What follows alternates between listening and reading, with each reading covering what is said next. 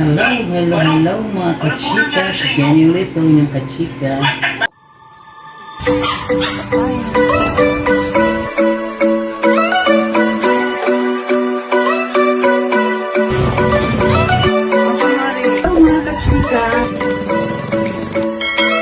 Ito, magluluto ko ng pansit. Wow! Chorizo. Mahaba ang buhok, may Mushroom, taingan, daga. Ayun ka! Nakita mo? Andun yung manok Nakita na ko pero patay na nilaga. ko eh. Natalo ko na siya. Hindi ko po masabi pero ensayo ko ng isang taga-sukil ng aswang. Naman ako po mula sa aking ama ang mga bagay na ginagamit niya bilang pangungka. Nakakamanga naman. Hindi ko akalain kung nagagawa mong talunin na isang babaeng aswang na walang ibang ginawa. Kundi ang malaki at saka mahigpit ng tao. Ginagawa ko lang naman po ang tama. Nasa paligid ko. Ito ang aking pinapakinggan. Dahil kaya Yung silang anong sakpan ng mga mga aso kababalaghan. na kayang sirain ang kanilang kinabukasan. May likat ako sa mga suspense. Saludo ako sa iyo, iyo. Hindi mo akalain magagawa mong talunin ang mga nilalang na walang sa ating Naku, wait lang. May bibili. Saglit lang. Sa inyo na umuwilan mo kayo at magpahinga. Alam ko kung hinahanap niyo ang aswang, pero pinapangako ko po na hindi na po siya babalik. Kung ganyan, wala nang rason pala para manatili pa ako sa lugar na ito. Ngayon pa man, hindi niya nanilihim ang mga bagay na kanyang ginagawa. Sa bayan siya tumiretso hanggang sa umanto siya sa nakalinyang mga kabayan. Isang ali ang kanyang nakitang kakapasok lang sa bakuran. Mula niya, galing ito sa trabaho. Ali, kilala niyo po ba si Alona? Alona? Inagigit niya ba nakakanin? Opo, tama siya nga po. Alam mo ba kung saan siya nakatira? Ay, oo! Nakakauwi yan! Kaso, hindi kami pumupunta dun eh. Balita namin eh, na nanahandaw dun ang isang aswang.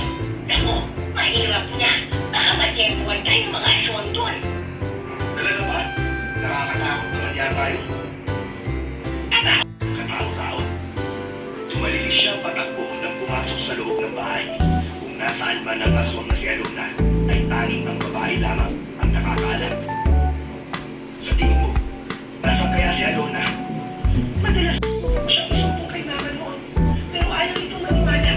Pinigil ko na lang ang panunila ko sa iba. Hindi mo man lang kasi lubungan ko ng video si Alona para naman naiintindihan siya sa mga kagagawa nito. Mas mabaliw ang aswang sa paghahanap ng kanyang naaamoy na tao. Gusto niyang makuha ang lapastangan na alam niyang pumasok sa bahay niya. Sa kabilang banda, inihanda ni Ben ang kanyang sarili. Paano ang ginagawa mong pag-asik ng naging sa lugar na ito? Hindi na ako nakakapahit na may pumunta pang buhay. Hayop man. Manok. At sino ka para tintahan ako? Ako si Ben.